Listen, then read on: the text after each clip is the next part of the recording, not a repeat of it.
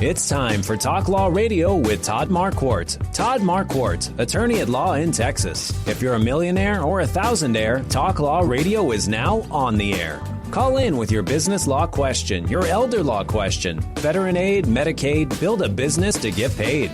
210-308-8867. Or ask a question online at marquardtlawfirm.com. That's MARQUARDT lawfirm.com. And now it's Talk Law Radio with Todd Marquardt. Welcome to Talk Law Radio. I'm Todd Marquardt, on the radio, on Facebook, on YouTube, and on talklawradio.com. Today we're going to be talking with Pete Sepp, who is the president of the nonprofit and nonpartisan National Taxpayers Union. And we're going to be focusing on the One Big Beautiful Bill Act. Pete, welcome to the show. Great to be here.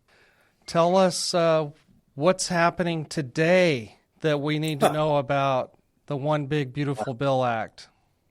Well, it's almost what's happening every minute. There's always a new development with the One Big Beautiful Bill Act. I call it B3 for short.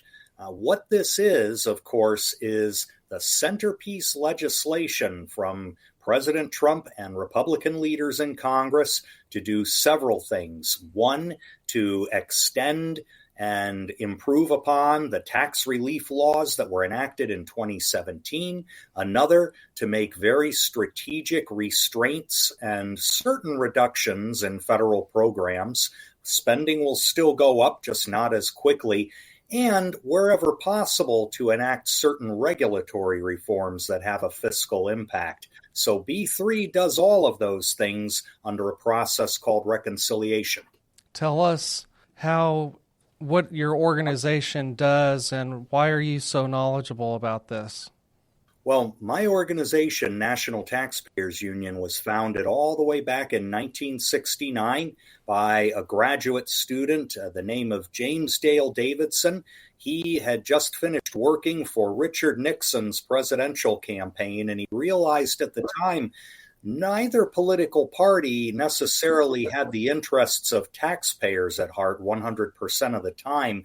He had hoped to join a taxpayer group in Washington, D.C. that was nonpartisan, conservative fiscally, but still nonpartisan. He couldn't find one in the phone book, so he decided to start his own. And that's how National Taxpayers Union was born. Our mission is to work for lower, fairer, simpler taxes, less wasteful government spending at all levels, and accountability from public officials. And by all levels, I mean not only from the cities and the counties and the states and the federal government, but all the way up to the international sphere. Can you tell us what's the difference between a 501c3 charity, public charity, and the way that you're organized?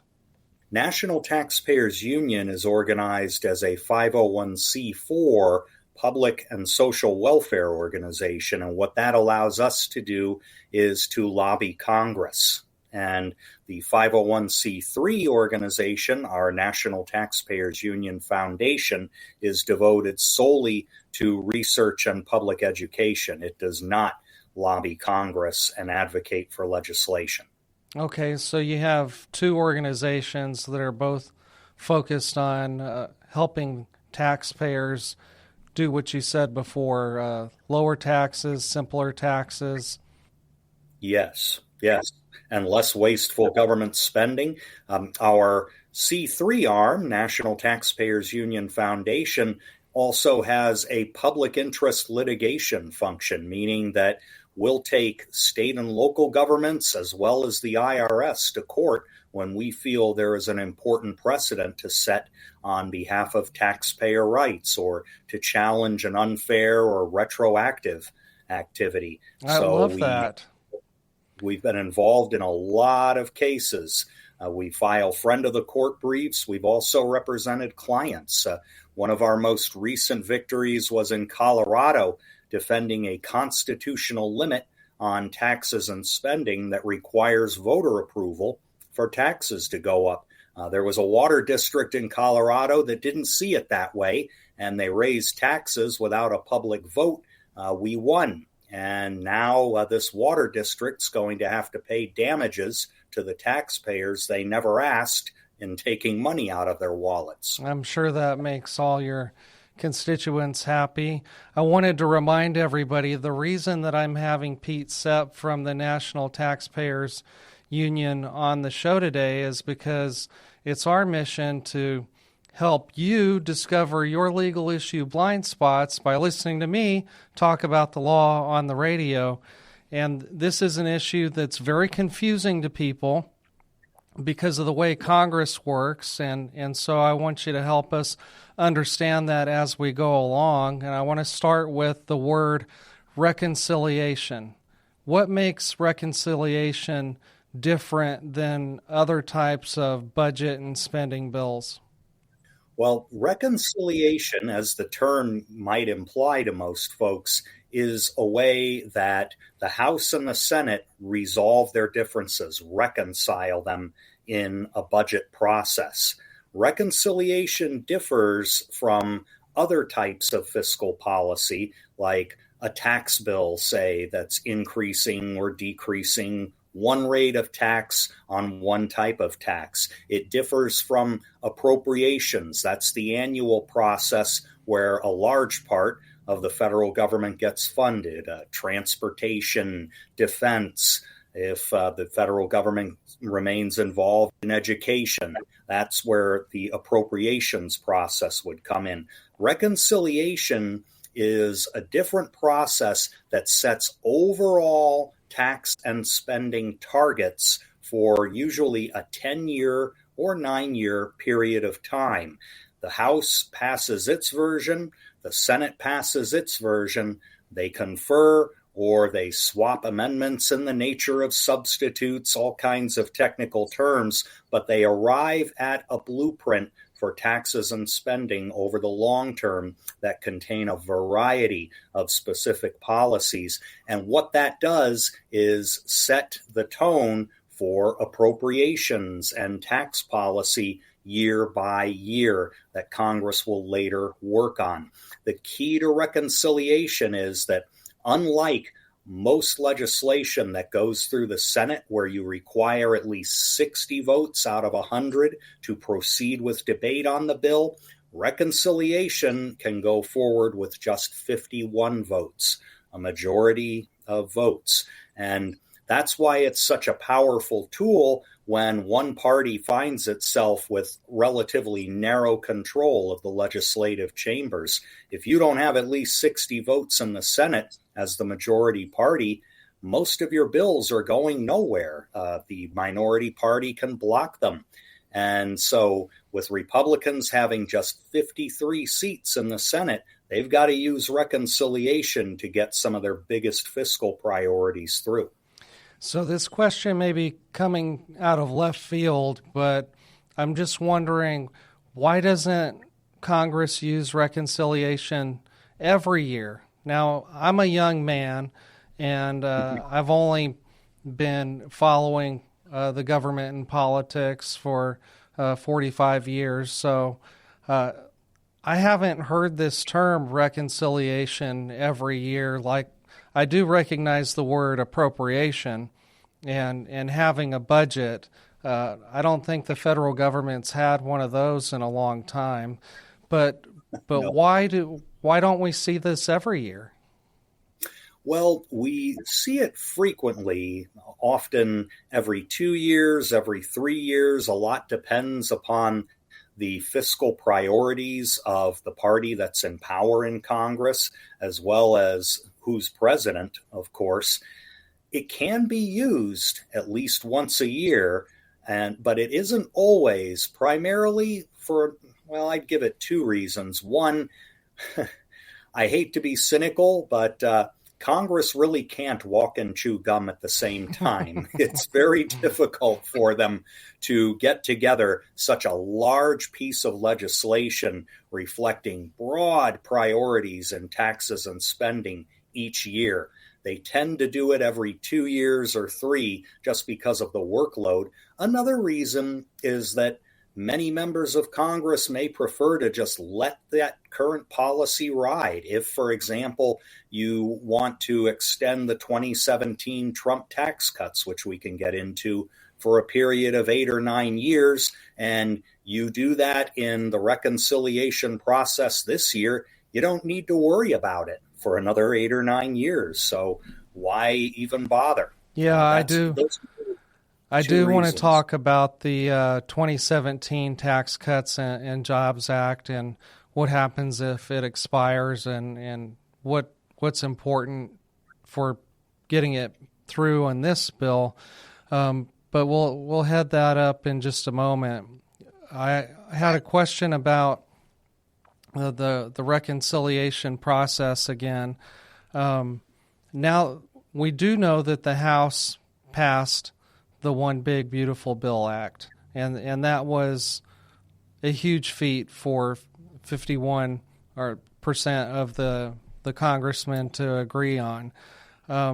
What changes do you think that the Senate is going to make, and do you think that when it goes back to the House that the House members will agree with what the Senate changed? Yeah, it's a very good question, and we are getting constant feedback and intelligence from Capitol Hill to our own lobbying team here at National Taxpayers Union, and the conditions keep shifting. As of now, we think that the Senate will probably focus on 3 or 4 areas. One area is the energy tax credits from the Inflation Reduction Act. That was passed through a reconciliation process all the way back during the Biden administration. Okay. And a number of those energy credits were placed into law that have a huge revenue impact. In fact, a much larger one than originally anticipated. These are credits for developing wind and solar, nuclear energy, for other very advanced renewable technologies, biomass and geothermal. There were also some residential energy efficiency credits that were passed in that bill. Well, the One Big Beautiful Bill passed by the House sought to phase those out because the revenue impact was much larger than originally anticipated. Plus, there's the question of whether these kinds of very narrowly drafted credits designed to influence a specific human behavior, essentially, really belong in the tax code. Maybe there should be something simpler that's neutral and fair to all businesses. And so the House version of One Big Beautiful Bill sunsetted most of those credits on a pretty fast timetable. Most of them expire in either 2026. Those are a lot of the consumer energy efficiency credits.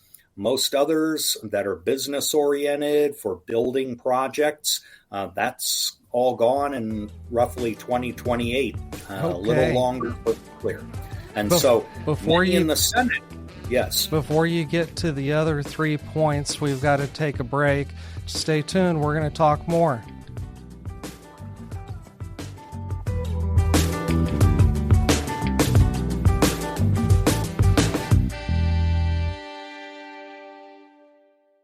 Planning for your summer vacation?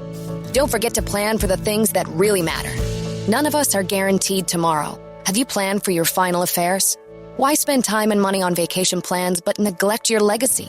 Contact Marquardt Law Firm today. Our attorneys focus on business and estate law, including last wills, living trusts, and tax-protected inheritance plans. Call 210-530-4278. That's 210-530-4278. Or visit marquardtlawfirm.com. Today, Pete Sepp is here from the National Taxpayers Union, helping us to understand the One Big Beautiful Bill Act, the reconciliation process, and in the last segment, he was telling us about his prediction about what the Senate is focused on and the changes that the Senate might make to the House version of the bill. We got through one of those possible changes. Let's get started on the other 3. So another change we might see the Senate make to the One Big Beautiful Bill has to do with business tax deductions. Now, in the current version, there is what's called full and immediate expensing. This means that if a business buys $10,000 worth of equipment, it can write off that $10,000 of cost in the year that the purchase is made against their tax liability. The problem with the old law was that you had to do something called depreciation. You could only write off part of that amount, upwards of about $1,250 a year. And on the rest of that money that you spent, you were taxed on it as if it were a profit. I mean, that's a ridiculous way of trying to respect business activity in this country. And so right now, the House's version of the One Big Beautiful Bill has that good full and immediate expensing, but only for 5 years. The Senate may try to make that provision 10 years or more to kind of add to the certainty businesses need to move forward with investment. It's no secret that when this tax break started to phase out in 2022, investment decreased in the business world. So we need to pay attention to that. And I hope the Senate acts. That makes sense. I'm glad that you brought some of the business benefits into our discussion today, because Marquardt Law Firm sponsors the show, and attorneys at Marquardt Law Firm focus on business law and helping business owners structure their business and analyze corporations and contracts and the like. So thank you for mentioning that. Let's continue on some of the predictable changes that the Senate might want to make. Well, now we come to a potentially bad change, and that has to do with the Medicaid provisions. The House bill enacts some reforms to help reduce waste, fraud, and abuse in Medicaid, to keep states from unfairly running up Medicaid benefits to the point where the federal government has to match them at great expense. And it would tighten some of the eligibility rules around work requirements to receive Medicaid. Well, opponents of that predictably are saying, oh, this is going to be a terrible thing. People will be deprived of their health care. What's really going on here is saving the Medicaid system, which is running at such a terrible deficit, along with Medicare, frankly, the hospital insurance part. We've got to make sure that these programs are there for those who need it most. And the House bill slows the growth of Medicaid from about 4.5% of spending increase a year to 3%. That is hardly a huge sacrifice, but there are some members of the Senate in the Republican caucus who are saying that's too much. We can't do it. We want to rip those provisions out. Well, that's going to increase the deficit and worsen Medicaid's problems. We don't want to see the Senate make that change. Okay. Well, now that you mentioned something that the House is probably not going to like, it made me think of your supporters of the National Taxpayers Union.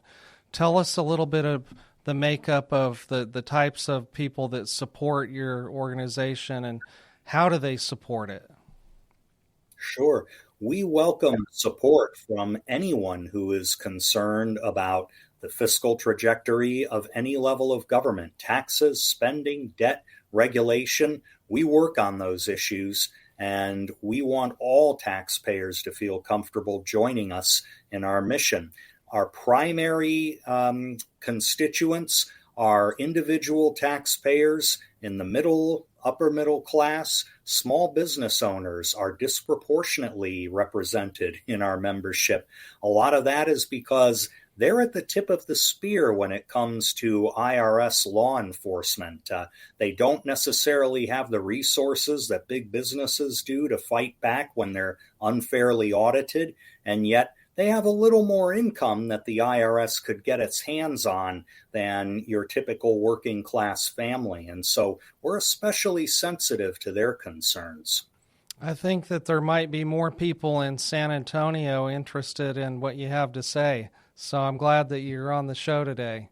Again, this is Pete Sepp. He's the president of National Taxpayers Union. We've been talking about the One Big Beautiful Bill Act, and he was telling us about some of the changes that the Senate might make to the House bill that's already been passed. And I think you had one more point, number 4.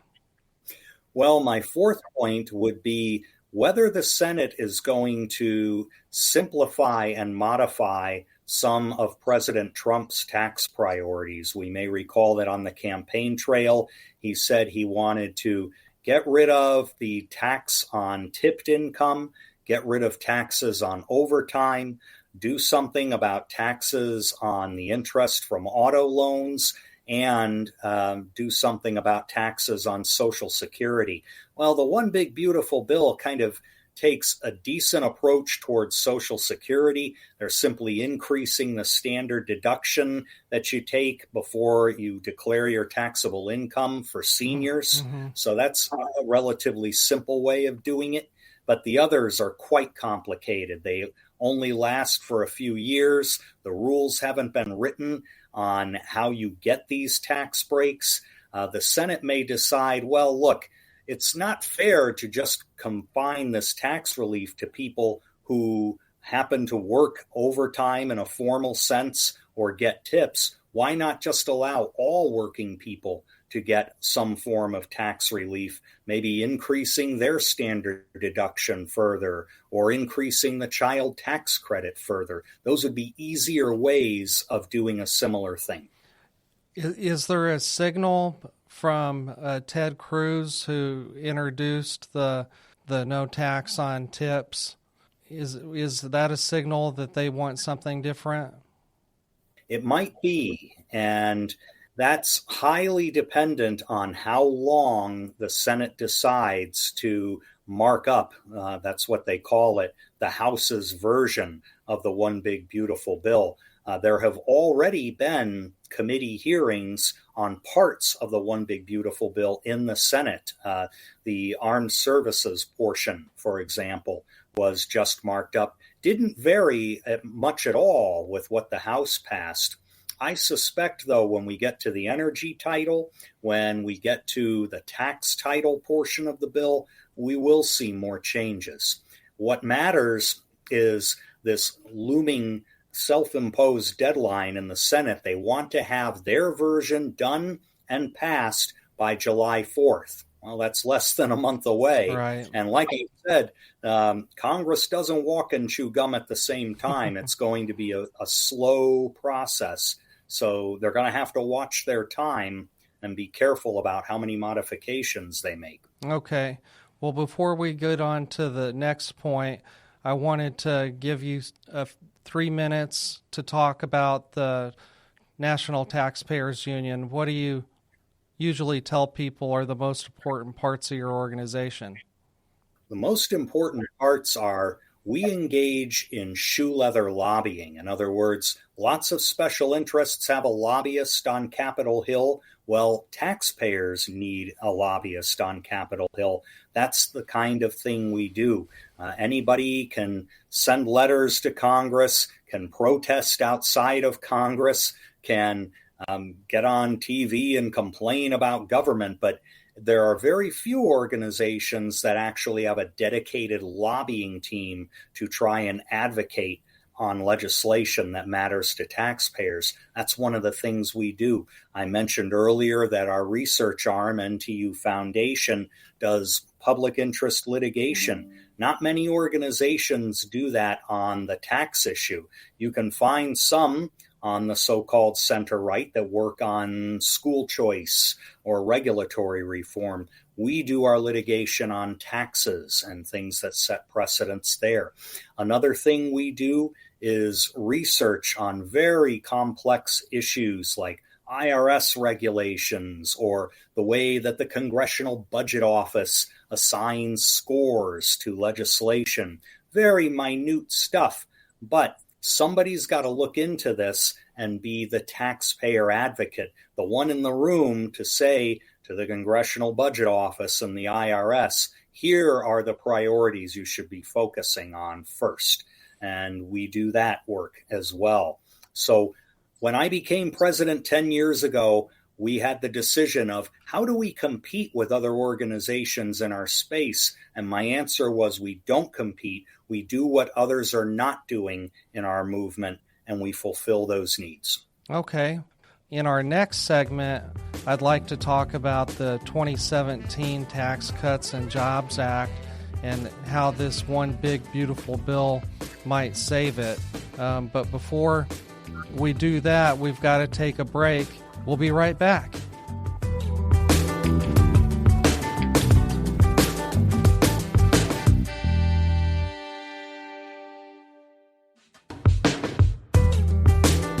Welcome to Talk Law Radio. I'm here with Pete Sepp with the National Taxpayers Union. We've been talking about the One Big Beautiful Bill Act and what reconciliation means, what changes the Senate is likely to make before it sends the bill back to the House of Representatives. And we've been talking a lot about the National Taxpayers Union as an organization and all of the things that they do. And in this segment, Mr. Sepp, I want to talk about the Tax Cuts and Jobs Act of 2017, which is set to expire or sunset at the end of 2025. How can we get that extended?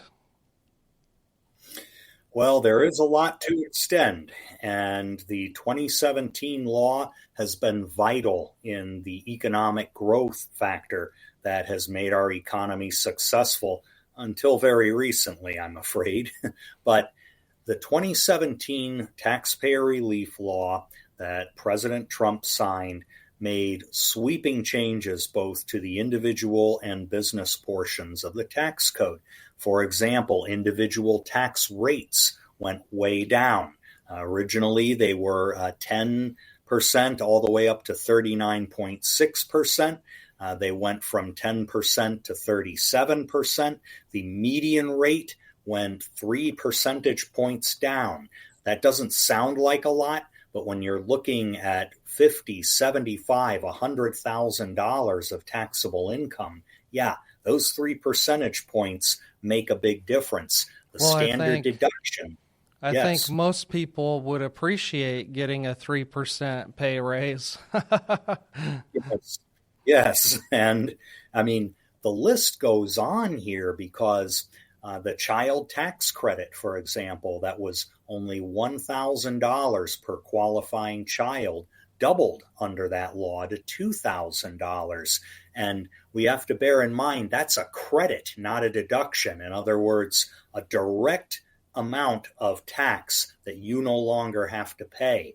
$1,000 less tax for every qualifying child.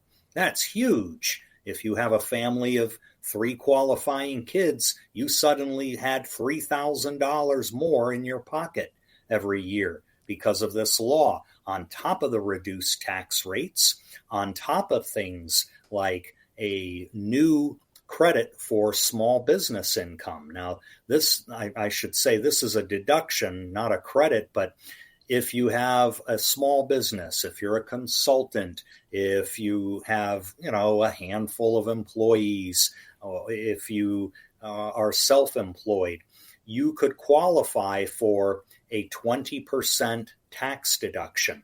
Now, if you had $50,000 of small business income, which is quite possible, what that means is you get to shield $10,000 of your income from taxes. And say you're in the 22% tax bracket. Well, that's $2,200 worth of tax savings. And so once you start doing the math here and you realize, okay, let's look at a 2-earner household. One has a wage-paying job, the other a small business inside the home, 3 qualifying kids. This 2017 law could easily save a household like that between $6,000 and $7,000 every year.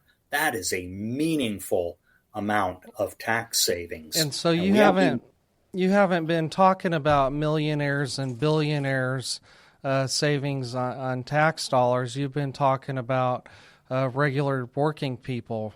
Is that right? Yeah, that's right. And the biggest secret of this law is that it actually made the tax code more progressive. Progressive being that higher and higher rates fall upon folks with higher and higher incomes. You know, the left in this country is very fond of criticizing the 2017 law for supposedly giving away a lot of money to the rich. Mm-hmm. Well, first of all, you know, it's your money to begin with. The government is taking it from you, not giving it to you. Right. But setting that aside, the fact is that since the passage of that law in 2017, the top 1% and top 10% of taxpayers are actually shouldering a little bigger share of the current revenue load than they were prior to 2017. So it has become more progressive. And so what happens if this Tax Cuts and Jobs Act does expire? What's going to happen to those regular people? Boy, it would be a nightmare scenario. You think, okay, the child tax credit gets cut in half right away. If you have 2 kids or 3 kids, that's a $2,000 or $3,000 tax hike right off the bat. Your individual tax rate goes back up. If you were, say, in the 25% median bracket, or the 22% median bracket, you'd be paying 25%. Your small business would no longer have that 20% deduction. The standard deduction would be cut virtually in half. The dreaded alternative minimum tax, a very sneaky tax law that all of your listeners should be aware of, that would come back in full force. Somewhere between 6 and 7 million households across the country would be affected by that. So all kinds of terrible implications at the worst possible time. Trillions of dollars in additional taxes over 10 years. Do you think that it would have been a better idea just to focus on extending the 2017 Tax Cuts and Jobs Act rather than rolling it into something like the One Big Beautiful Bill that includes so many other things? Yeah, ultimately, I think that's a good question because we see in some of these provisions that they're only temporary. In other words, they don't survive past 4, 5, 6 years. And so you have to think, well, wouldn't we want to make that full and immediate expensing a 10-year or permanent provision as opposed to just 5 years? Would we want the additional child tax credit? This bill provides an extra $500. Well, but it's only doing that for 4 years. So you have to imagine if we could kind of clear out some of the campaign trail promises and other tweaks and credits and bonuses and whatnot, and just say, look, we're going to take all of the revenue impact from those provisions and we're going to plow them into making the 2017 laws permanent across the board so taxpayers can always count on them, at least reasonably count on them. I think that might be a better way to go. You mentioned the entitlement programs, Medicaid and Medicare, and one of the criticisms that I read in the news about the One Big Beautiful Bill Act was that when the budget exceeds a certain amount, when the deficit exceeds a certain amount, it triggers something called sequestration under the Statutory Pay-As-You-Go Act of 2010. Yes. Can you talk about that a little bit? Yeah, in 2010, a statutory law was enacted. In fact, it was a fight over whether to raise the legal ceiling on the national debt, and an agreement was reached to have yearly caps on a part of the budget that's called discretionary spending.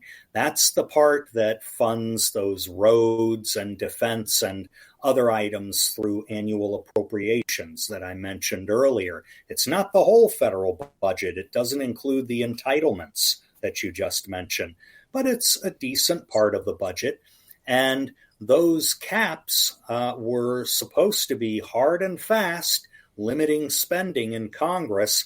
They worked for about 4 or 5 years until lawmakers started suspending the caps for what they saw as an important emergency. We have a national security problem giving foreign aid out, and we need more money, so we'll exceed the cap just for this year. And it just snowballed to the point where the spending caps have been pretty badly weakened. Well, the one big beautiful bill is basically saying, look, we're going to have an enforcement mechanism here so that if the federal deficit gets out of control, as much as $1.5 trillion and perhaps even $2 trillion, depending on the procedure that's invoked, will be clawed back over the life of the bill. Now, again, that does not mean that spending will be cut by that amount. Rather, the rate of increase will be slowed.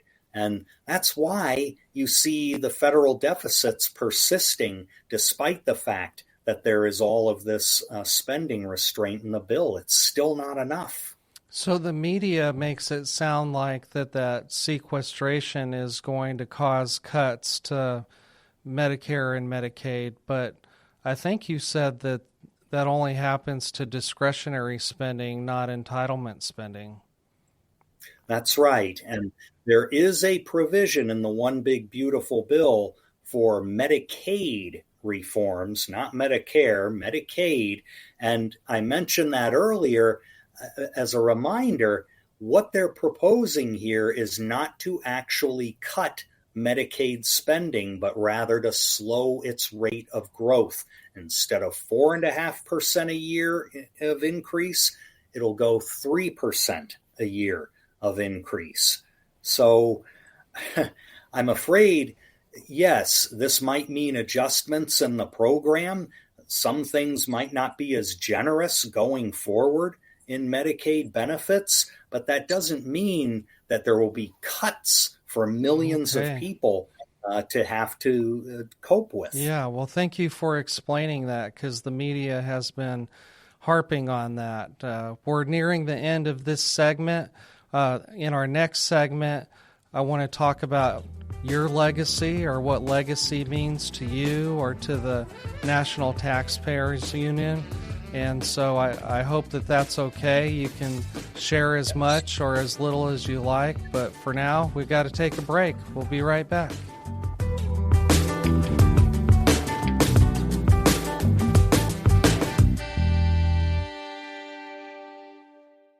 Planning for your summer vacation? Don't forget to plan for the things that really matter. None of us are guaranteed tomorrow. Have you planned for your final affairs? Why spend time and money on vacation plans but neglect your legacy? Contact Marquardt Law Firm today. Our attorneys focus on business and estate law, including last wills, living trusts, and tax-protected inheritance plans. Call 210-530-4278. That's 210-530-4278. Or visit marquardtlawfirm.com.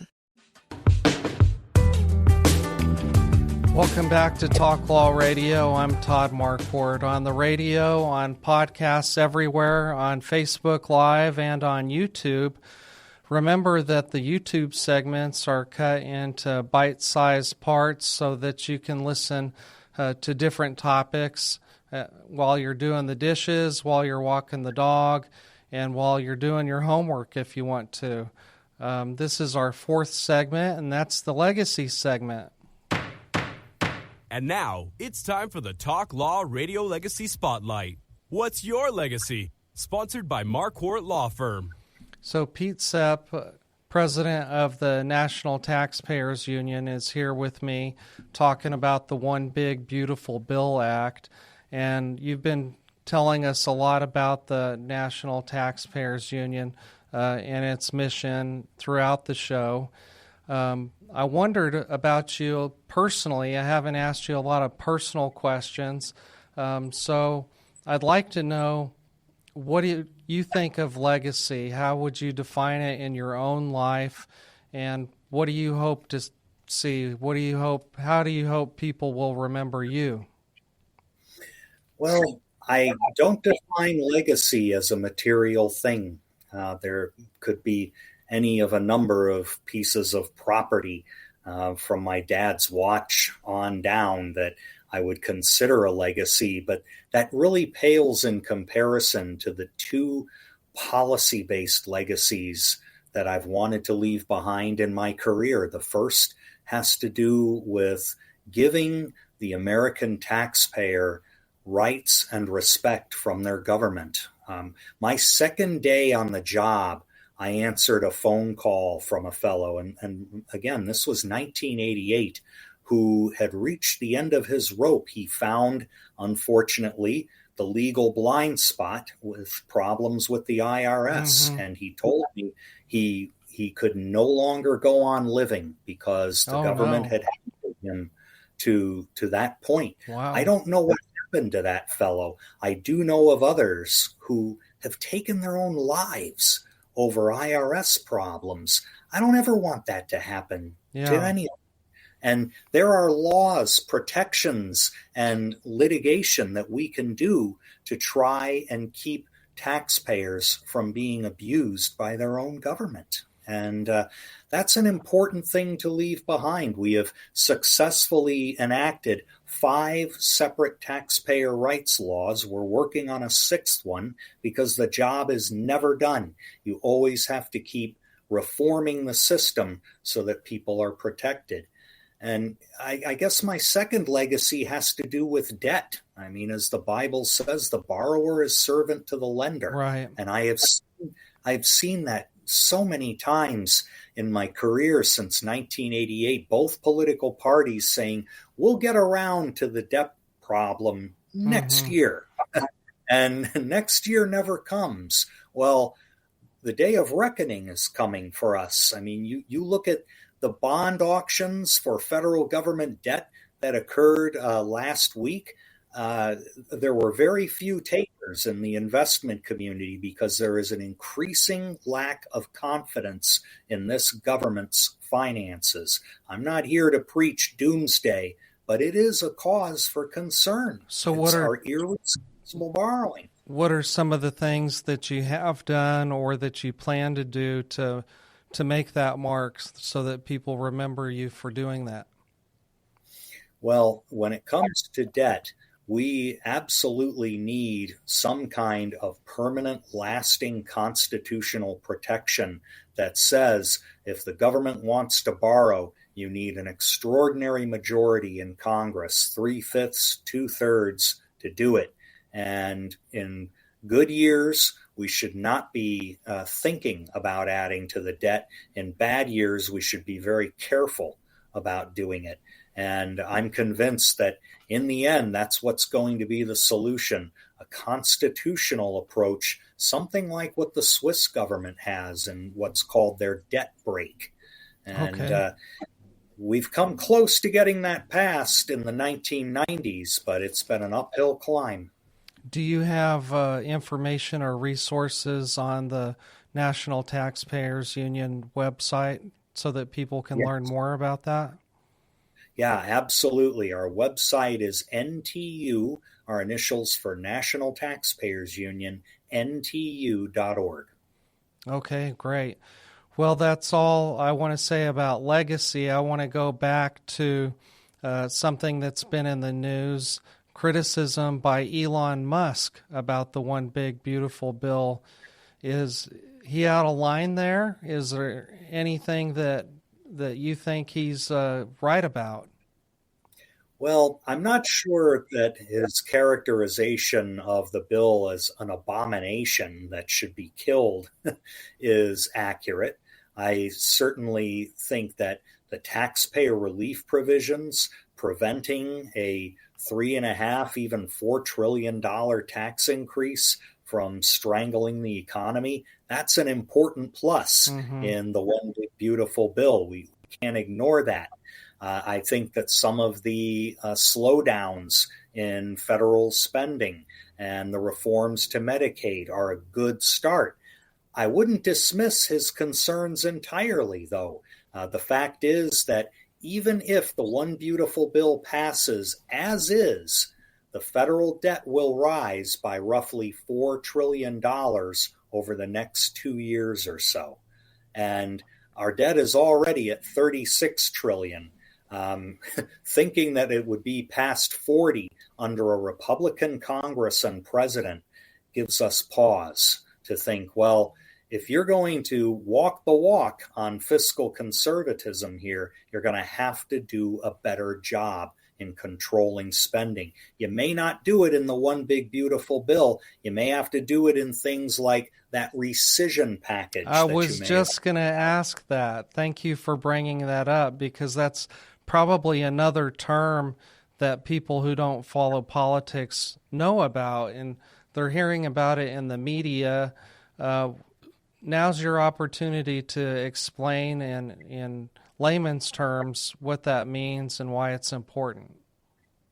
Well, a rescission is an act of rescinding or clawing back funding that's been appropriated through the appropriations process. And this is a separate tool from reconciliation, because all reconciliation does is set overall targets for spending and some policies. What it can't do is go backward and start taking back funding that's already been appropriated. A rescissions package can do that. The president identifies budget savings to either zero out entire federal programs or cut them by 5% or 10% or whatever the case may be. And then they put that in a message to Congress saying the president believes in rescinding, clawing back the following funds. Congress, once it receives that presidential message, has 45 days to either approve of the reductions or just let them go away, in which case the funding stays intact and nothing happens. The recent rescissions package, with about $9.3 billion in savings, is the first one from this Trump administration, mostly affecting foreign aid and the Corporation for Public Broadcasting. So the House will probably agree with something like that, because it's easy to get a majority, or it's easier, I would imagine, to get a majority.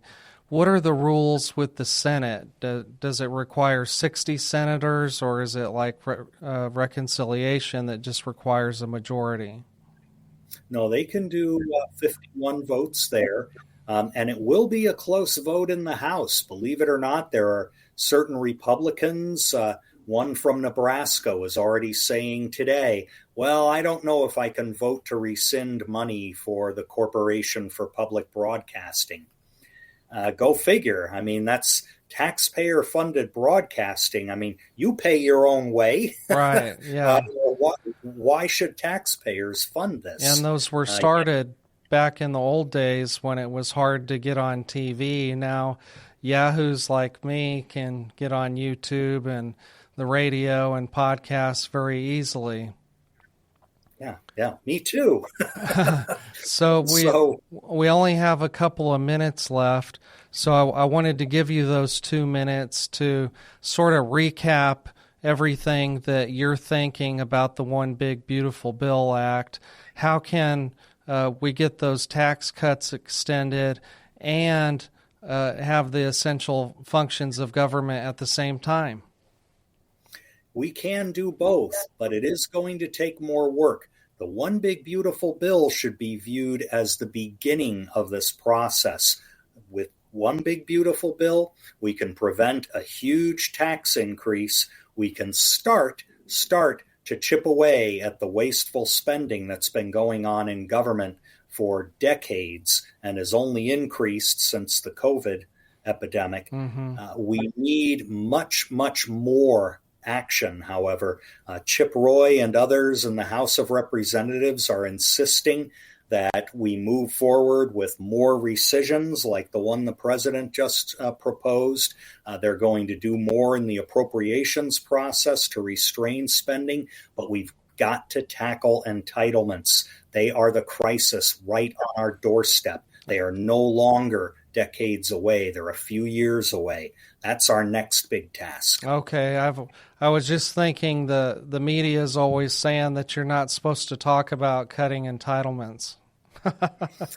Well, whether we reform them, slow their growth, whatever the case may be, we do have to face them. They are what are going to devour the federal budget and future taxpayers' finances. Well, thank you so much for being on the show. I appreciate it. Oh, it's a pleasure. I hope to see you again soon. Me also. Take care. This is Talk Law Radio with Todd Marquardt. Been talking with Pete Sepp from the National Taxpayers Union about the One Big Beautiful Bill Act. And this is important. This is a legal issue blind spot that people need to be paying attention to. So contact your representative, your senator, and the White House and tell them how you want them to vote.